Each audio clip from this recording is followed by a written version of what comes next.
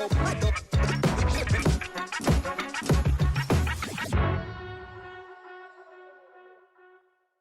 to the show. Thanks for being here. We are excited to kick things off, and we're going to be discussing everything that you need to know for week 3 of the NFL season, week 4 of the college football season. We're going to be breaking it all down here. We've got multiple guests that are going to be coming on, dropping some of their best bets from the ATS totals as well as props space. So can't say enough about how excited I am to go through this show with you guys.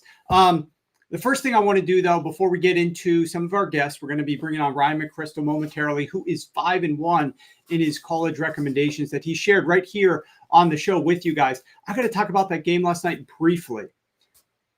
What was Gerard Mayo doing bringing on Drake Maye there at the end? I have no idea why they decided to bring on Drake Maye at the end of that game. This offensive line was a makeshift offensive line. This offensive line struggled immensely. Drake Maye comes in at the end of the game. The game's already over. All he's doing is taking hits. He's not taking full practice reps with the starters before the week, which is exactly what you would want a young quarterback to do. This is the future of your franchise, Drake Maye. And I just thought that it was, a slap in the face to the fans who would want to see him put into the best position possible to have success. Obviously, they game plan to go up against this defense using Jacoby Brissett. Now they're throwing Drake Maye in there. They're two totally different quarterbacks, different skill sets. Defense was in the backfield every single snap. I just thought it was just not only dumb, not only unintelligent, but also just extremely risky, just rolling the dice, hoping that he's not going to get injured with all this pressure. Look at the amount of times that Jacoby Brissett was hit and injured. Absolutely a ludicrous decision, in my opinion, and doesn't bode well for the future of what they're going to be doing with Drake Maye.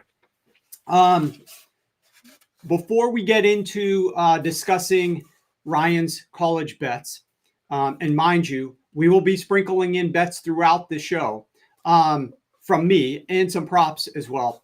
One thing that I do want to mention is that you can join us in the comments if you're subscribed over on YouTube. So make sure you go over to YouTube as well. Sharp Football Analysis. Search Sharp Football Analysis. That's where you can subscribe. That's where you can join the show. That's where you can comment. George Rodriguez says, Happy Friday. Happy Friday, George. Crystal Boy, loves you, Warren Sharp. Thank you guys for being here and being a member of the family over at Sharp Football Analysis on YouTube. We're just building this audience up. We just started this show 2 weeks ago. Already we've got a lively audience. And to reward you guys that are subscribing over there on YouTube, guess what we're going to do? I'm probably going to be going live on Saturday at some point. Not on X, but on YouTube. And I'll be dropping some more of my favorite props for the weekend. So if you want to get some free bets that we're going to be using for subscribers as well, I'll be doing that over there on YouTube. I'll toss a couple out. I'll go live at a random point in time over the weekend. Like I said, probably on Saturday. So make sure that you've got your notifications on. This is only going to be for YouTube subscribers. So make sure you're subscribed over there. Okay. Once again, before we bring Ryan on though, I want to talk briefly about this biggest game of the weekend. And that's the Ravens-Cowboys game. And I want to start talking about the Dallas Cowboys offense. And to do that, I need to talk about what happened last week. And to do that, I need to talk about the Saints defense in week 1. In week 1, the Saints defense played with 7+ man boxes on 38% of their snaps, including 50% of their run plays.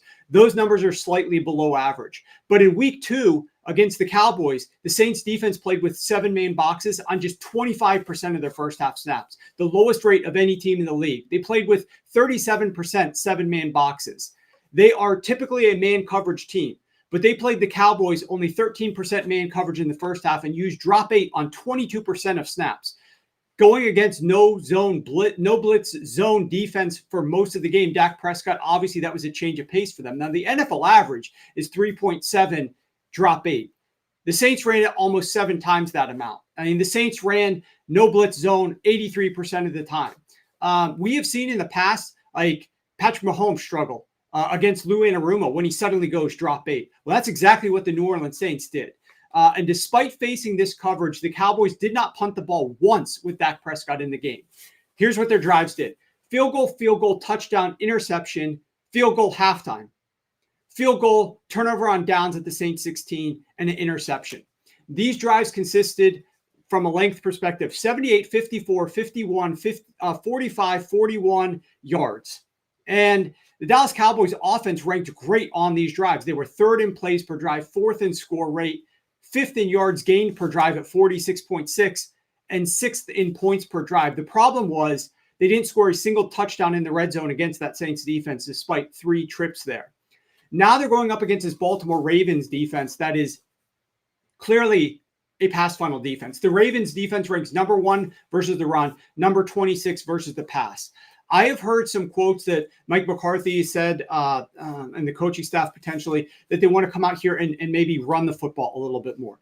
If they were to do that, it might be the dumbest decision that any coaching staff has made. Now, I wouldn't put that past Mike McCarthy, but there's a clear and defined path to having success against this Baltimore Ravens defense, and that's by passing the football. They rank bottom 8 in pressure rate, and when they do blitz, they rank bottom 8 in pressure rate when they're blitzing. So their blitzes aren't getting more pressure, and their natural pressure isn't really getting home. And they are generally terrible against the pass, which is why Gardner Minshew went off. As Rich Rubar wrote in his worksheet, which you guys need to be subscribed to receive, tons of success for wide receiver ones, and that's really what this Cowboys passing attack is. This Cowboys passing attack is CeeDee Lamb and not much else behind that. And we saw every single wide receiver one so far this season blow up against this Baltimore Ravens defense. So the Cowboys, in my opinion, they're not going to get stifled or surprised like they were last week when the Saints all of a sudden shifted from a majorly man coverage team to a no blitz zone coverage team on like 83% of snaps and using drop 8 coverage and basically daring the Cowboys to run the football. The Ravens are going to come out with their new defensive coordinator who's been in the system, and they're going to play their style of defense on the road. This is a game that the Baltimore Ravens, in my opinion, they can't afford to drop to 0-3. They're going to be extremely focused here, and I think your defense is not going to try anything crazy or unique or different. They're going to stick to what they've been doing, and that's for those reasons. I think the Cowboys are going to be able to expect and anticipate a lot of what they're going to be getting out of this Baltimore Ravens defense. They better come out, protect Dak, throw the football down the field. They should be able to have some success against this Ravens defense. And like I said, even though they were surprised last week against the New Orleans Saints with all the drop 8, they weren't punting the football at all. They didn't have one single punt when Dak Prescott was in the game. So this offense hasn't looked like it's looked in the past. Their ceiling isn't there right now. Brandon Cooks is AWOL, but I really think that this Cowboys offense is going to be okay. And they looked fine. They just have not been scoring points like they need to. Okay, quick reminder before we get over to Ryan. Make sure that you guys are subscribing over at YouTube. We've got this surprise over the weekend that I'm going to be getting into a surprise prop drop show with you guys over the weekend on YouTube. And real quick, another thing that we've got going this weekend here, props for a penny. We did this last year and you guys loved it, so we're doing it again. But I think it's crazy. But the guys who run the biz side of things really wanted to do this for you guys again. So whatever, I'm listening to them. For 1 cent, you can get all the props that we have on the website this weekend. All you got to do is go to sharp.football and click the link at the top of the page. And for 1 cent, you get all the props. Our props are up over the week. We've only been running this obviously for 2 weeks now, but $100 bettors up $1,700 through props so far this season. So go check that out. All right. With that being said, let's go ahead and bring in Ryan McCrystal. And I want to talk to you first. We're going to go through 3 bets with Ryan. He's off of a 2-1 weekend with us last Friday, 5-1 on this show. So let's keep it rolling. First game on deck is USC at Michigan. This line opened up USC -6.5. Is down to USC -5. USC's on the road laying the points. This is an extreme contrast in styles. You've got USC quarterback Miller Moss in his 3rd fastest time to throw, taking on a Michigan quarterback who's making his first start, who's got a dynamic rushing attack. Welcome to the show, Ryan. Why don't you dive into why you think we should be backing USC on the road here? Yeah, exciting game here with USC making their Big Ten debut in the Big House, despite the line shifting towards Michigan.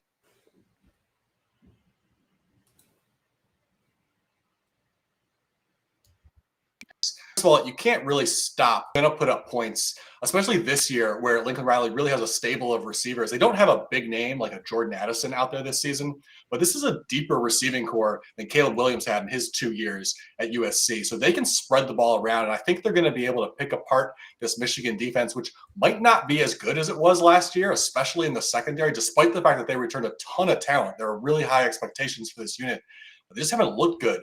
One of the big culprits has been their star cornerback, Will Johnson, potential top 10 pick in the NFL draft next year, but he's really struggled out of the gate. So far, he's allowed 10 catches for 127 yards. Last year, over the course of the whole season, he only gave up 14 catches for 201 yards, almost replicated that in just 3 weeks.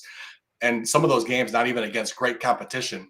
And with Johnson struggling, we've really seen the whole secondary struggle for Michigan, which has been a big surprise. They ranked 70th in completion rate allowed at 10 or more yards downfield. Now, you might say, well, they played Quinn Ewers, a Heisman hopeful, maybe the best quarterback in the country. That's going to skew things, right? Maybe. But they also played Fresno State's Mikey Keene, who you've probably never heard of, and he was 7 of 11 on passes 10 or more yards downfield. So everybody is throwing downfield against this Michigan defense right now, and they're going up against one of the nation's most prolific passing attacks in Miller Moss and USC. So USC is going to get theirs. Even if Michigan's defense improves a little bit, they're going to put up some points. And I don't know how Michigan is going to be able to score. The other big factor in that equation, obviously, is Michigan's quarterback situation, which you alluded to, Warren. Alex Orji is going to take over at quarterback, making his first start of the year in place of former walk-on Davis Warren. Now, we expected Orji to be the starting quarterback for Michigan all along. He's a dynamic runner, and so we figured that that would just fit really well into what Michigan already wants to do. They want to run a run-heavy offense. But they went with Warren. And so if they went with Davis Warren over Orji, who is by far the better runner in a run-heavy offense, that tells us a lot about what they think of Alex Orji as a passer. Or even close to Warren as a passer, his running ability would have pushed him over the top and made him the starting quarterback right out of the gate. Now, we've seen Warren over the past couple of weeks as a passer, and he's been atrocious. Arguably the worst starting quarterback of any Power 4 football team this year. He, on passes thrown past the line of scrimmage, Warren leads the nation in interception rate.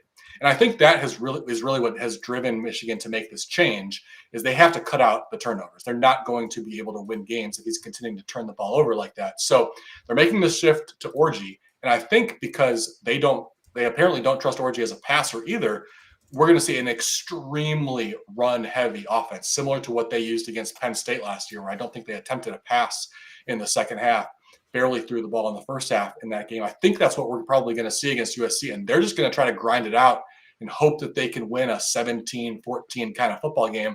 The problem is, like I said, USC just has too many weapons, and I don't think Michigan's defense can hold USC down to that few points. So I like USC to win and cover in the Big House. And it looks like this line is dropping a little bit. It's down to 4.5. So if you guys like Ryan's perspective here, 5-1 on the show, and you want to back USC, it might be in your best interest to wait a little bit on this one. Now let's talk about your second best bet, Ryan, for the show.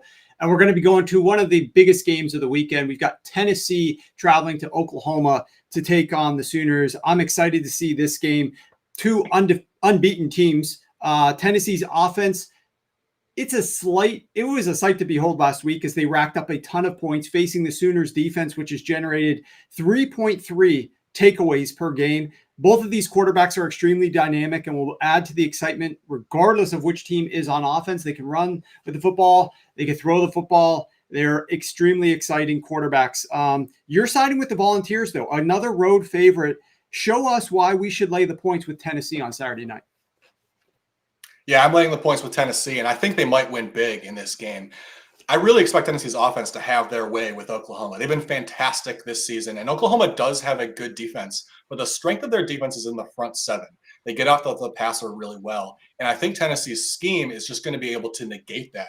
Tennessee quarterbacks so far this season have taken a traditional drop back of 3 or more steps at the nation's lowest rate. They get the ball out really quickly. They do some design rollouts with Nico Iamaleava. It's really hard to get consistent pressure on them just because of the way they spread the ball around in this offense. And so if they can negate Oklahoma's biggest strength on defense, I think they're just going to be able to roll up points in this one. Now, Oklahoma's secondary, although the front seven is really good, when they're getting consistent pressure, the pass defense is pretty good. But the secondary has been a weakness, even going back to last year. Last season, they ranked 94th in completion rate allowed at 15 or more yards downfield. So far this year, they ranked 88th. They returned most of last year's secondary, didn't really try to improve it by hitting the transfer portal hard. So we expect this to continue to be a weakness. And that looks like it's going to be a strength. Nico Iamaleava, well, they haven't needed to throw downfield at a high rate. When he has thrown downfield, he's been fantastic. This offense is probably, over the long run, is probably going to look much more like it did when Hendon Hooker was leading the way 2 years ago than it did last year with Joe Milton when he couldn't throw downfield and they were forced to be more of a run-heavy offense. I think in a game like this where Oklahoma can at least be somewhat competitive early on, they're going to attack downfield a lot more often, and this is going to be a really explosive team. So Tennessee is going to put up points.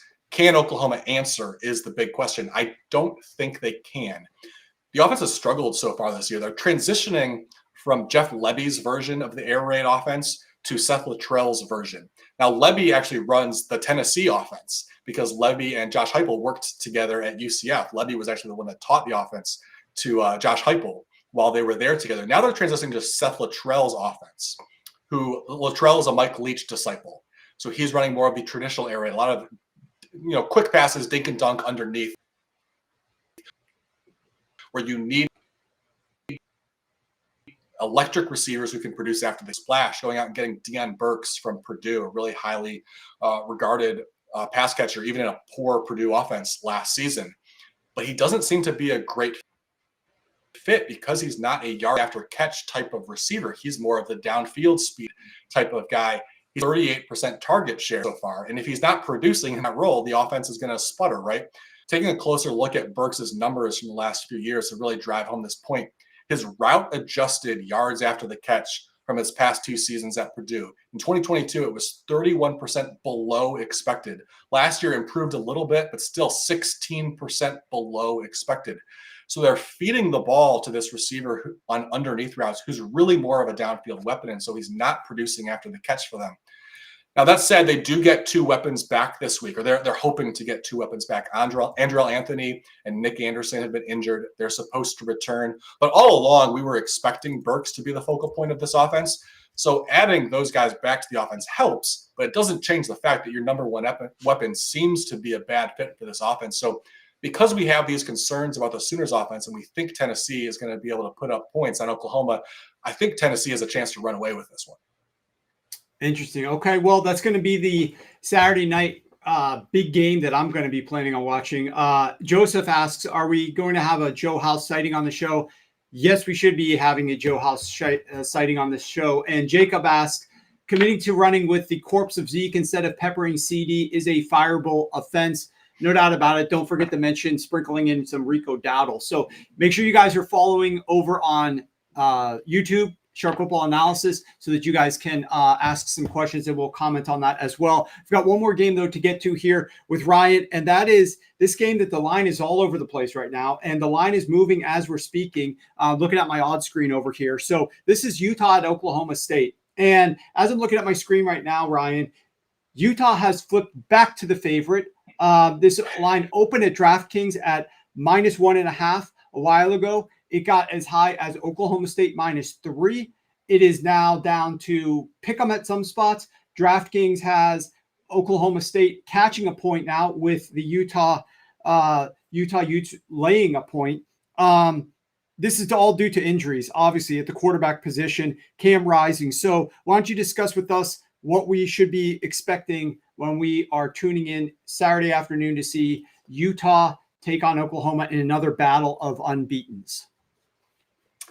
Yeah, I hadn't even seen that this had shifted back to Utah. It's been back and forth. It's literally happening like as we're speaking. Yeah, as we're speaking. Yeah, as of an hour ago when I checked, it was still -2.5 for Oklahoma State. It could shift some more because Utah really they play mind games. They're not honest about injuries.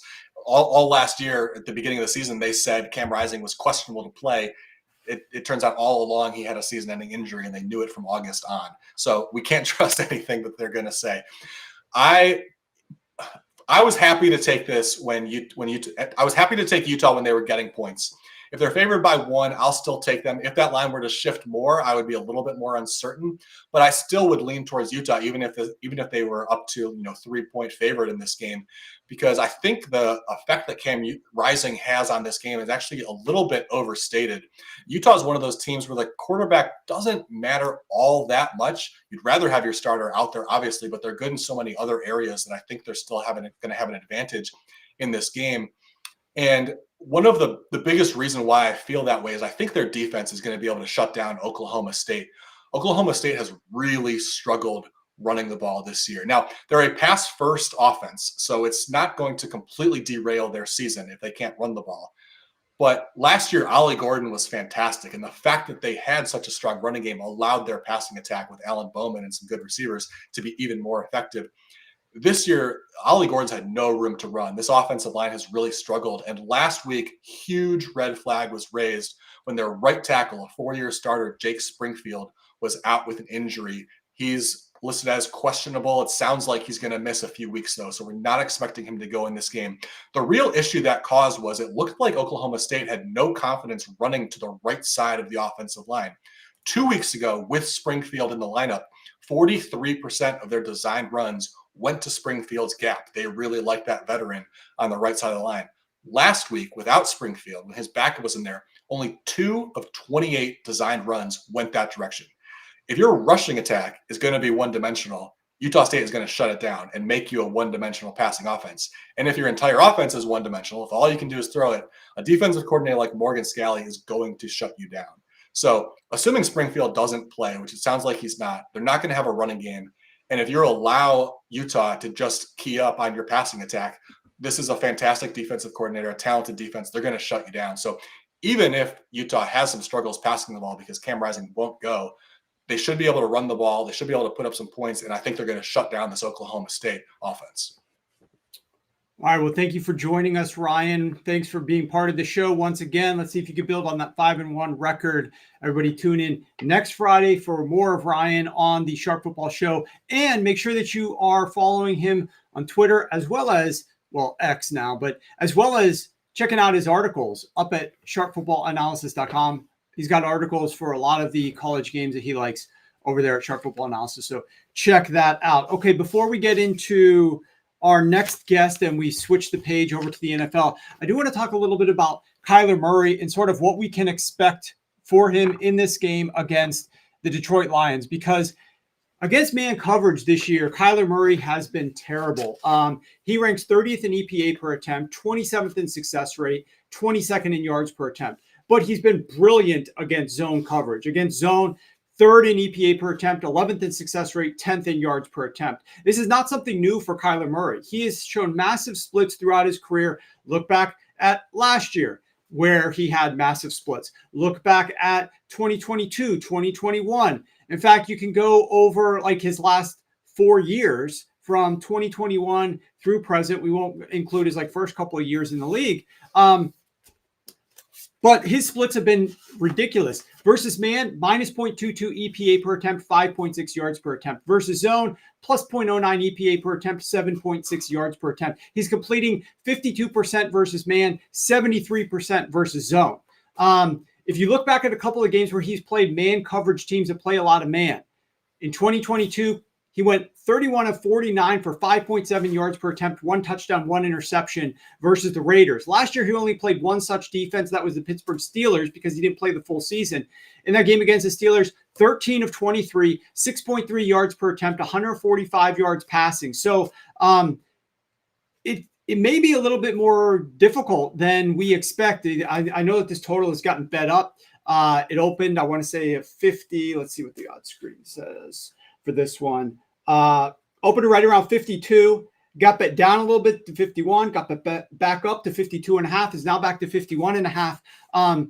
I would just be shocked if the Detroit Lions come into this game against the Arizona Cardinals needing a win, reeling after that ridiculous loss where they threw the ball a ton against a beaten and battered Tampa Bay Buccaneers secondary, and they don't come into Arizona and say, we're going to be running the football here. We're going to run the ball down your throats. And what does that do? That controls the clock, controls the game, keeps the ball out of an explosive Kyler Murray's hands. But on the flip side of things, I mean, we know what we're going to get out of this Detroit Lions defense, right? They're pretty obvious. Some of these defenses switch things up.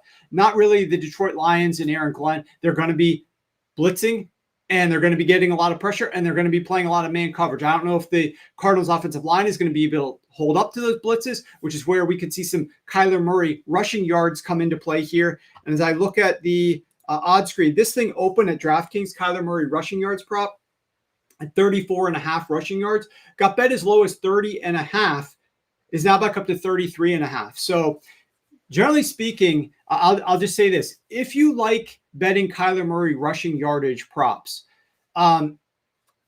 if you think it's a decent week for it, you should probably be playing the alts, because a lot of games for Kyler Murray, he goes way over his number or way under his number. So if you're looking at Kyler Murray and you decide this is a week, maybe he's going to get pressured and he's going to need to run with the football a little bit more, then you might as well play some of the alts as well. Look back at his rushing stats. They generally, he's hitting 50 plus a lot of times if he is going over his rushing yardage prop. Okay, with that being said, let's pivot over to the NFL side of things and let's welcome in Pam Maldonado. You can follow her on Twitter as well. And Pam, you're off of a 2-0 sweep on your sides and totals in the last show. We're going to be rolling through several of the games that you like for us. And the first game on deck, you're going back to the Pittsburgh Steelers. You were on the Pittsburgh Steelers game last week. You're going to be hitting the Pittsburgh Steelers game again this week. This time they're taking on the LA Chargers. The Chargers are actually not from LA in this game. It's the Carolina Chargers, because the Chargers stayed on the East Coast. They stayed in Carolina. They didn't go back to LA. They got a bunch of kumbaya team building with Harbaugh. I'm sure that was epic for all of those players, lifelong memories for their week in Carolina. My model agreed with your under last week, and the story is the same this week. You have agreement with the model. Why don't you talk to us a little bit about what you like in this game? So you're right that I took the Steelers under 36.5 last week, and I'm on the Steelers again under 36 against the Chargers. And I almost went with the Steelers on the side, but for this one, I went ahead and laid off, and I love the under. I look for consistency, not just in the NFL, but in college football. I'm looking for teams that are showing me the same thing week after week, and then not really showing me anything to choose the other side of that. So I'm going to start with the Steelers. And the under has been money. It's only 2 weeks played in the NFL. Both totals have gone under. That's not atypical, because the Steelers were an under team also from last season, and nothing has really changed. The MO for Pittsburgh is have a strong defense and then have a ultra conservative offense. And that's the approach that we have from OC Matt Canada. So what's interesting is that the Chargers have also been surprisingly conservative on that offense. You've got Justin Herbert behind center as your quarterback. We're used to seeing him sling it, except we're not so far through 2 games. Both Herbert and Steelers quarterback Justin Fields, they're both bottom 5 in pass attempts through the first 2 weeks. That was a little surprising to me, because Herbert, 46 pass attempts, and Fields has 43. So when Herbert is throwing the ball, he's not really throwing it very far. He's been very risk averse instead. 87% of his completions have come from within 9 yards or behind the line of scrimmage. They're just not really giving him the opportunities. There's no deep shots. It's short, safe passes, conservative. And I like that when I'm taking a total. So both teams instead have leaned heavily on their run game. The Chargers are second in rushing yards per game. The Steelers are leading the NFL in rush attempts, and by a pretty wide margin. For the Chargers, you got J.K. Dobbins, who I was on Gus Edwards last week to have a touchdown, but no, they went back to the well with Dobbins. He's been a revelation for this Chargers offense, who's typically been lacking that run game. Well, he's kind of brought it back to life. He's looking every bit of explosive in his return after an Achilles injury, so that's been a positive for him. And then the Steelers, they have a running back committee with Najee Harris, Jalen Warren, even Cordell Patterson is getting some of those carries, in addition to Justin Fields. So you've got a run-heavy approach from both sides, from both teams, from the Chargers and from the Steelers. And you just mentioned it right before. It's controlling the clock. It's both offenses. Because of that run-heavy offense, it's lending to some of these lower scores. And last week with the Steelers, I said, does this game even get to 28? And it didn't. So I'm kind of on the same boat this week. Instead, you have 2 super strong defenses that have been stout. The Chargers are allowing 6.5 points per game. The Steelers are allowing 8 points per game. But it's more so about that Pittsburgh pass rush, right?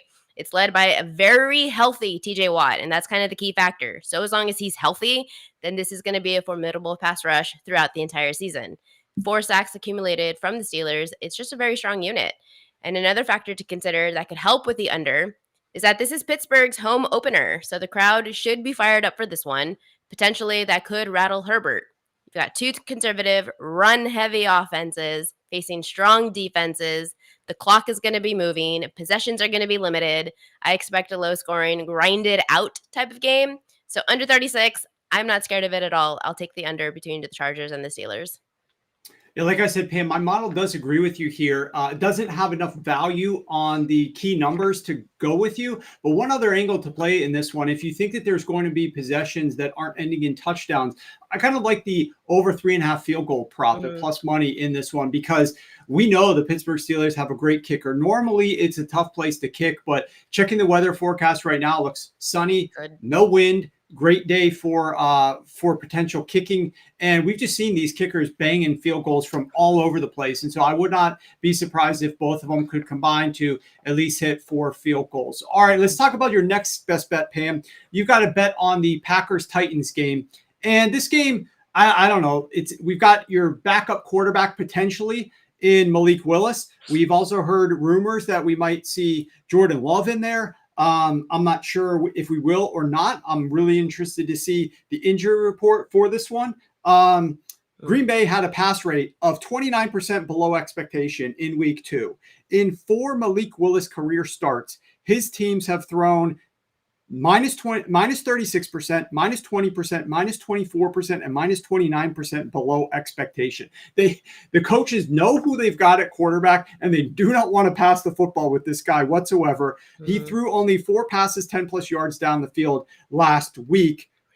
You think we're going to see another ugly, low-scoring game? What do you have in this one? I'm liking a lot of unders in the NFL lately, and I'm going to do it again for this one. The Packers-Titans under 38.5. And you mentioned a lot of the injuries right at the top. So for the Packers quarterback situation, Jordan Love, he is questionable with that knee injury. That is a big deal. If he can't go, then yes, we're going to see Malik Willis under center. But what did we see in week 2? Ultra conservative play calling. And like you said, maybe it's because they don't really trust that part of the game that they have for the offense. So the Packers went ultra conservative, 53 rushing and only 14 passing. It's that type of game plan that can eat the clock and works perfectly for taking unders. But even if Jordan Love does play, he is facing a Titans defense that's been lights out this season. It's been the strength of the Titans team. Tennessee is leading the NFL in opponent yards per play at just 3.8. And they're only allowing 3.9 yards per pass. It is a suffocating defense, and now potentially you're playing a backup or an injured starting quarterback in Love. But then you also look at the Green Bay's offensive line. It's a complete disaster right now. 4 of the 5 starting offensive linemen are on the injury report. In fact, if you look at the injury report, almost every starter for the Packers is on the injury report. So that spells trouble no matter who is the quarterback. We're talking more sacks, more pressures, less effective run game, and shorter drives. All of those lend to fewer scoring opportunities. Now, if you look at the Titans offense, that's also a key factor for wanting to take this under because it's the Titans and it's been rough. Will Levis has already thrown 3 interceptions in just 2 games.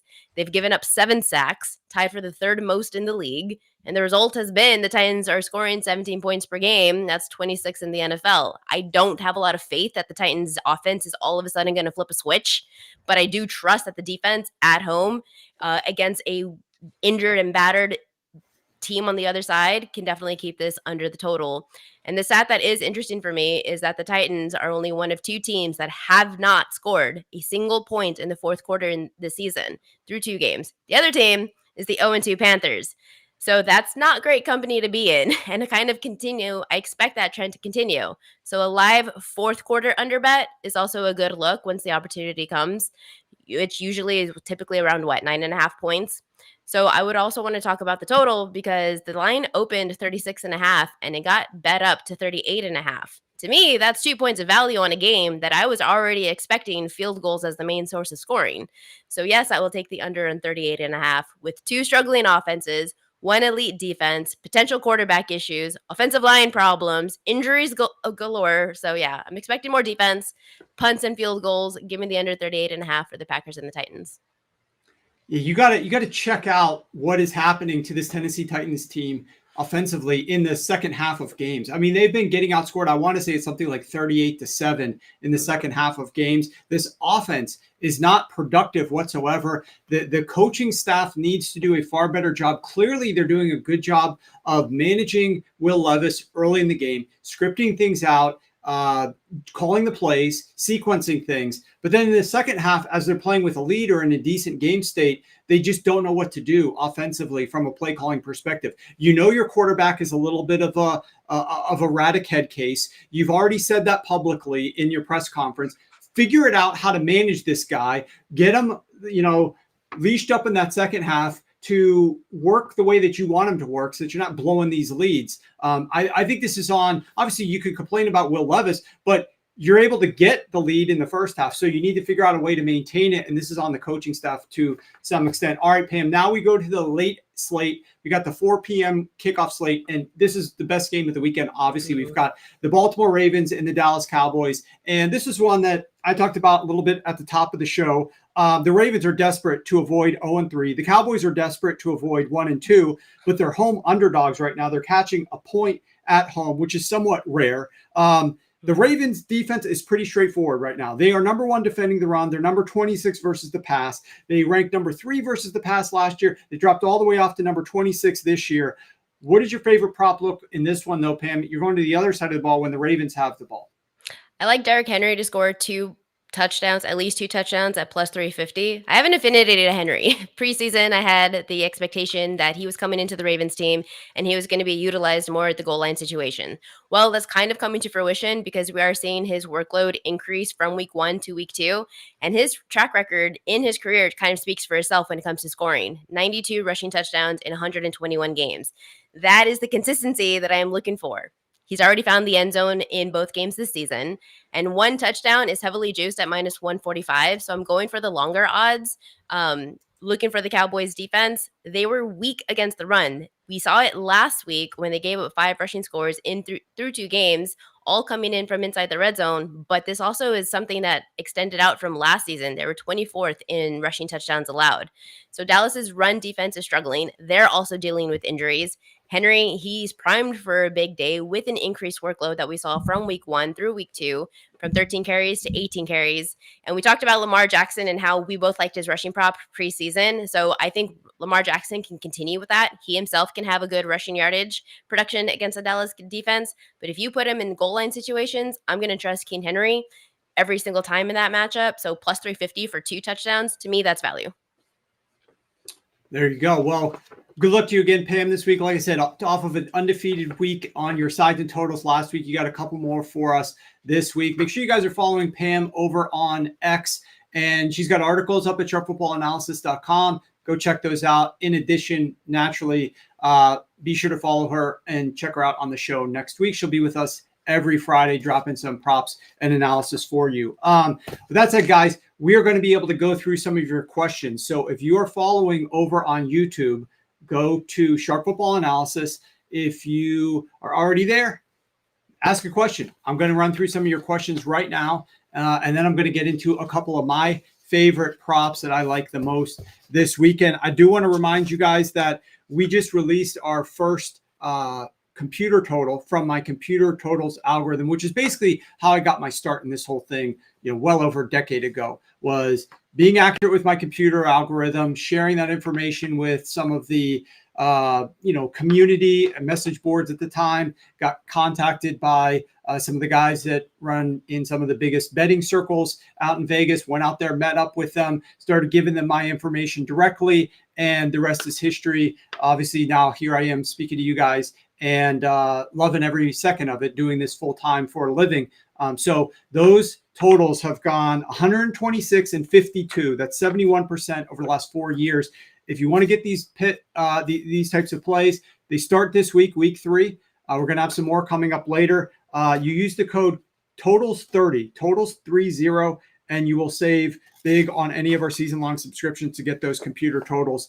And also a reminder, props for a penny. We are doing props for a penny. Just go to sharp.football. You'll get all our props this week for just 1 cent. So make sure you're checking that out. All right, let's go through some questions. Jacob, you'd say Justin Herbert is also banged up. Thank you. Good to see you again, Jacob. Saw you on the Tuesday show. We got your question up there. I'm going to be talking about Justin Herbert momentarily. So I will save my comments until then. Joey Bag of Bets says, will Brian Daboll use Daniel Jones in the play action more? They should. Will they have enough time behind the line of scrimmage to do that? That remains to be seen. But I absolutely hope that the Giants start figuring out more creative ways to get the ball down the field. Malik Neighbors, great game last week. They need to continue that. Hopefully their kicker doesn't go down with injury. It's going to be a brutal, ridiculous pass rush this week going on the road to the Cleveland Browns. Remember, the Cleveland defense has big splits, home versus road, at least it did last year. So going to be a tough game there for that one. Let's see. Michael Kendall asks, how are we feeling about the Seahawks this week? The Seattle Seahawks, all the money's been coming in, all the sharp money, let's say, has been coming in on the Miami Dolphins. And it's the typical bet the backup quarterback in his first game angle, which has had some success. Skylar Thompson, he did go into Buffalo a couple of years ago in the playoffs. He didn't have a great game, but they did put up a lot of points in that one. He is a wild man in terms of what he does down the field. He takes a lot of risks is what I mean by that. And so it could be very positive variance or very negative variance depending upon how he performs on a day-to-day basis. We know that the Seattle Seahawks gave up a bunch on the ground last week to the New England Patriots, who could not do anything against a very injured and depleted New York Jets defense just last night. So, I mean, some of that, Alex Van Pelt, the offensive coordinator for the New England Patriots, came out today and said that he probably should have tried to run the football a little bit more early in that game. Be that as it may, they didn't have a lot of success on the ground. They did, though, against the Seattle Seahawks. So that's what the Miami Dolphins are going to have to do here. Now, they weren't having a lot of success running the football in their first couple of games, which is what they were resorting to throwing the football. This is a big, interesting matchup. You think that A-Chain could be a very good outlet for Skylar Thompson, but take a look at the Seattle Seahawks defense. I think this is almost where the game comes down to on that side of the ball, because I think the stuff to Tyreek is going to be very, very up and down, but their most reliable outlet would be to throw the ball to A-Chain underneath, and they've used him a lot.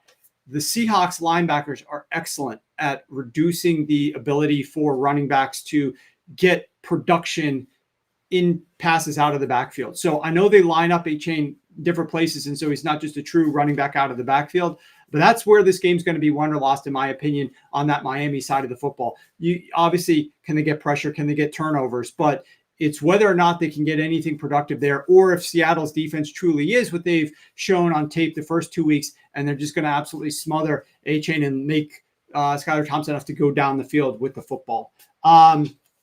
Joseph Estrada, where's our buddy Joe House? Joe House is actually, Joe came over to the crab feast that I had this past summer in mid-August here at my house, hung out with him for the entire day. I'm sure I'll be seeing him out at the casinos at the MGM National Harbor later, but really enjoying talking to House, but we're not doing a show this year, and maybe we'll get him a guest on here at some point. Love the show. Play my radio play. No betting questions for you, but I have show feedback. Love everything you do, including this new format. Thank you so much. We are trying out this new format. Hope that you guys enjoy it. The shows are getting better each and every week. Like I said, we just started doing this 2 weeks ago. I've never done live streaming before. So I'm really enjoying it. It's going to continue to get better. Tom says, is Denver in a good buy low spot with the 6.5? Will it get to 7?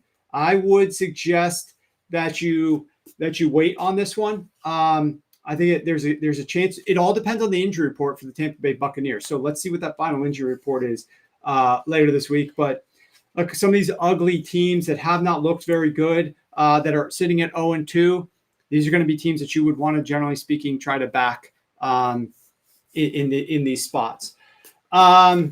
Tom, this show is easily the best you've done. Also the best out there. Thank you very much, Tom. We appreciate that. Okay. I do want to get into a couple of my props. So let's hit some of the props. The The first one, this is available. Actually, I'm going to switch the order of the. Well, I don't want to make Matt. I cause enough headaches for my producer already, so I'm not going to make him switch this. But I do want to get you the most current line for this one. So this segment is the segment that I call the longest reward, and that's your reward for sticking around the longest and getting the bets at the end of the show. I love this market: longest completion, longest rush, longest reception, unders, overs. I really find this market fun to play and fun to beat. So let me look at the first prop that we've got here, and this is for Alvin Kamara. And right now at DraftKings, you get reduced juice is one of the best numbers in the market. You go over 14.5 minus 105 for Alvin Kamara's longest rush over. So we know that he's going up against his Philadelphia Eagles defense. And I was very unimpressed by the Philadelphia Eagles defense in their first 2 games so far this season. But let's talk about it. Literally all 4 running backs with at least 1 rushing attempt who have played the Philadelphia Eagles have gone over 14.5 as their longest rush. Josh Jacobs had a 32-yarder. Emmanuel Wilson had an 18-yarder. Bijan Robinson had a 19-yarder. And Tyler Algier had a 15-yarder. The 4 running backs there combined for 280 rushing yards. That's 140 yards per game from the top running backs of the team. Forget quarterbacks and anything else like that. Number 1 running back in their games against the Philadelphia Eagles has hit 84 yards and 97 yards respectively.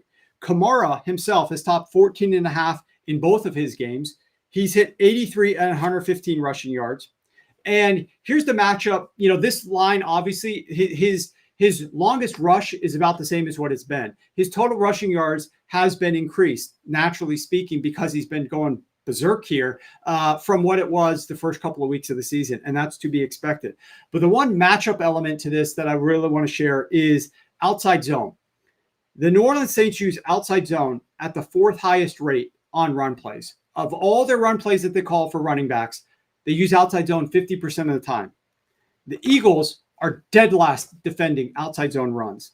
So let's put in perspective. When I say dead last, obviously that's the worst in the league, but how much worse are they than the number 31 team? Well, the number 31 team allows minus 0.20 EPA per rush on outside zone runs. The Philadelphia Eagles are at minus 0.39, nearly twice as worse in EPA per play against outside zone as the number 31 team in the NFL. That's obviously horrendous. So Philadelphia Eagles stink against it. This is where I think that the New Orleans Saints are going to have some success, and I'm going Kamara's longest rush over. Now let's go to the next prop, and I really like this one as well. I hinted at this one earlier. Justin Herbert's longest completion under. That's 31.5 across the board. 31.5 at DraftKings, 31.5 at pretty much everywhere. Justin Herbert, there's 2 reasons for this one. Pam obviously mentions the matchup. We'll talk about that in a second. There's also injuries, which we'll talk about last. And there's just what this offense has been doing. So Justin Herbert has had 50 pass dropbacks, just 10 passes thrown beyond 10 yards. No, 10 or more yards. 10 passes of 10 or more yards. Only 3 completions on those 10 passes. He was completing only 30% of passes 10 yards or further down the field, and he's hardly throwing these passes whatsoever. He throws 15 plus yards at the 3rd lowest rate of any quarterback. He's had 0 completions that have gained 30 plus yards on the season. 0 such completions. His first 2 games, though, let's talk about the matchup. They played the number 31 and the number 32 best teams in pressure, getting pressure on opposing quarterbacks.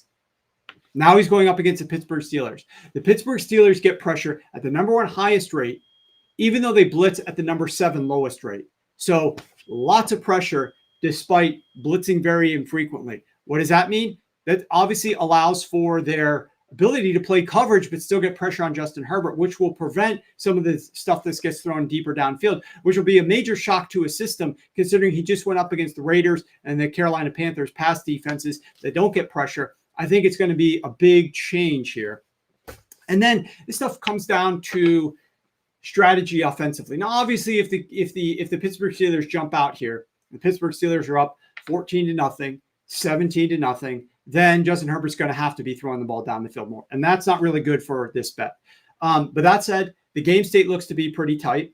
The total points each team's supposed to score is pretty tight, pretty low rather. So you probably aren't going to get a situation, hopefully, for this bet where the Steelers are jumping out to a massive lead that seems somewhat insurmountable and the Chargers rip up their entire game plan and go bonkers trying to push the ball down the field. But you have Justin Herbert off of this ankle injury. Now, he doesn't practice on Wednesday. I want to see what he's doing today. Maybe you guys have an update for me in the chat if you want to share that. But I have not seen what the injury report is yet they haven't filed their final injury report, but I'm wondering if he's practicing today in a limited fashion, because he did return to practice on Thursday, rather, after missing Wednesday in a limited fashion, but they said his right ankle was heavily taped. Now, the right ankle, he's right-handed, so that's what he's going to be pushing off of to get all the leverage and strength to force the ball down the field. Like I said, he has 0 completions, 30-plus yards. He's going to have to drive off that ankle. That's not going to be great for a guy who is dealing with a massive ankle injury and who already doesn't throw the football down the field. So if you're the Chargers coaching staff, you already love running the football. You like to play somewhat slow and are generally speaking a more conservative team. I don't think in your camp this week down in Carolina, you are creating a game plan that's full of Justin Herbert chucking the ball down the field to try to attack this Pittsburgh Steelers defense. I think you're designing a game plan that's going to get the ball out of his hands quickly, which inherently means so that he's not sacked with the pressure of the number 1 best pressure rate team after playing the number 32 and number 31 the last 2 weeks. A lot of quick passes, underneath stuff. Make sure Justin Herbert's not taking hits. He can't push the ball down the field anyways. So let's try to maximize what he can bring to the table for us. So I really like this one a lot. Under 31.5 longest completion for Justin Herbert. I do want to get a couple more questions for you guys. We're 12:53. We're going to keep these shows to under an hour, but guess what? We got some time here to do a couple more questions. So Warren, the show has been light on sides. George asked, what's your favorite side of the week? You're going to have to tune in later. Maybe I'll talk about this on Saturday, maybe not. Subscribers are going to be getting this one. I haven't put it out yet. It's a side that I definitely like. Herbert is extremely limited per Ian Rappaport, Jacob says. Oh, that was for yesterday. Nothing today so far. Extremely limited yesterday. 30.5 on DK. Okay, so we're moving the number down potentially. Let me look at what the live line is right now. Player longest passing completion. Yep.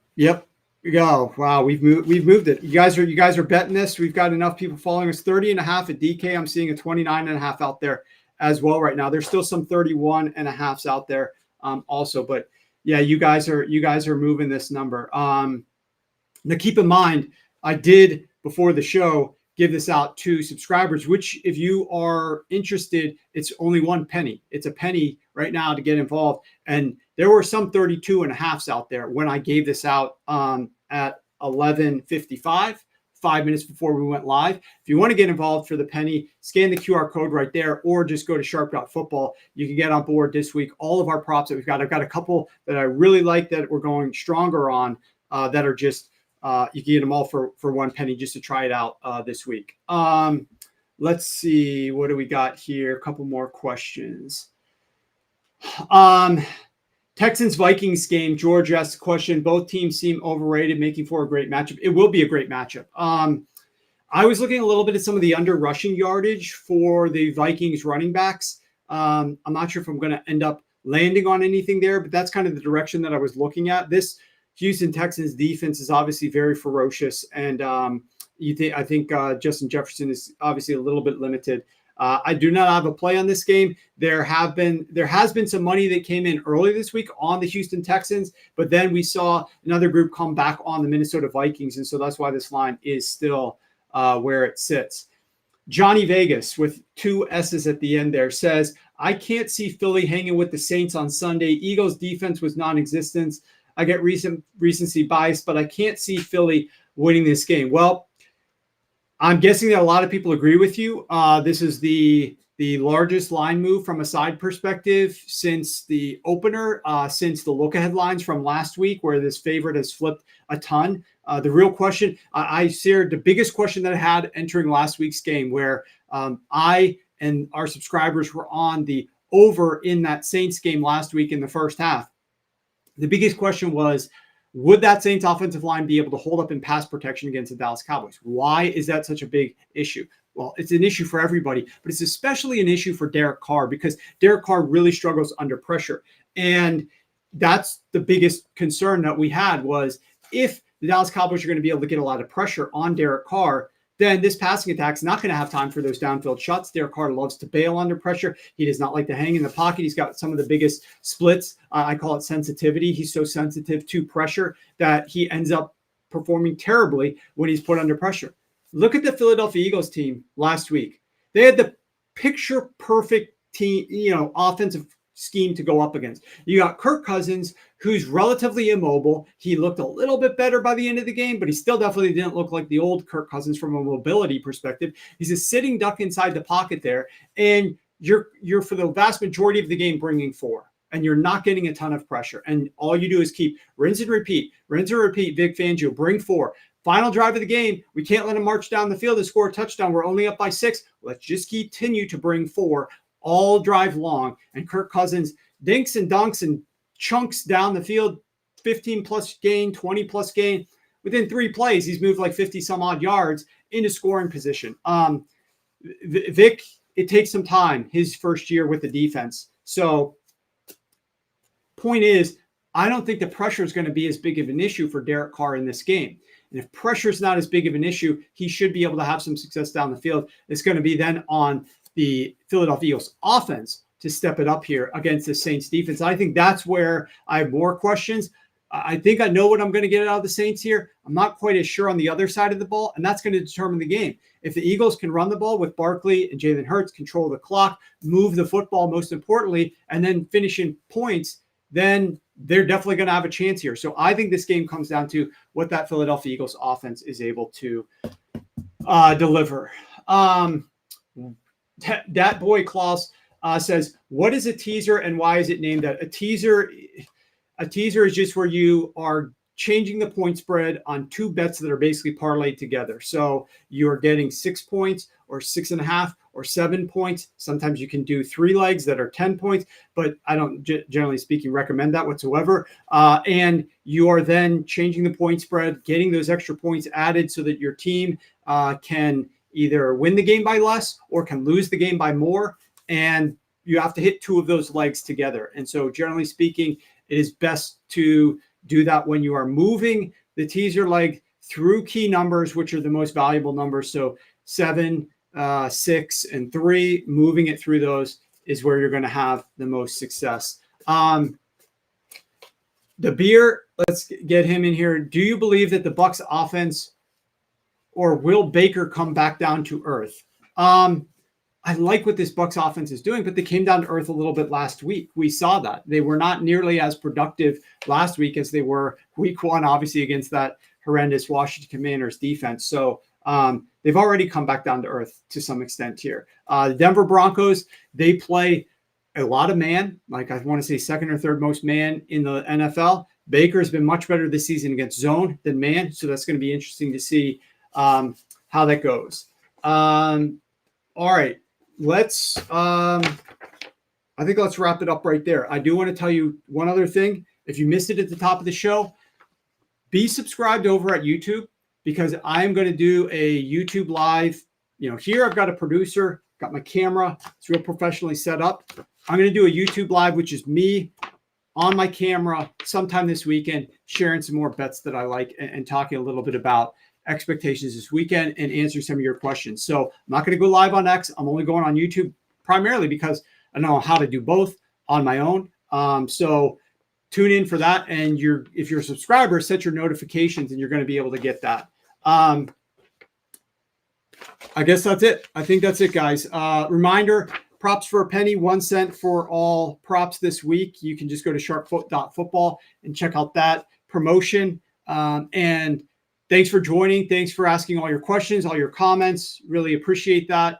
And we're looking forward to seeing you on Tuesday at noon, right back here on the Sharp Football Show. Good luck in all your action this weekend.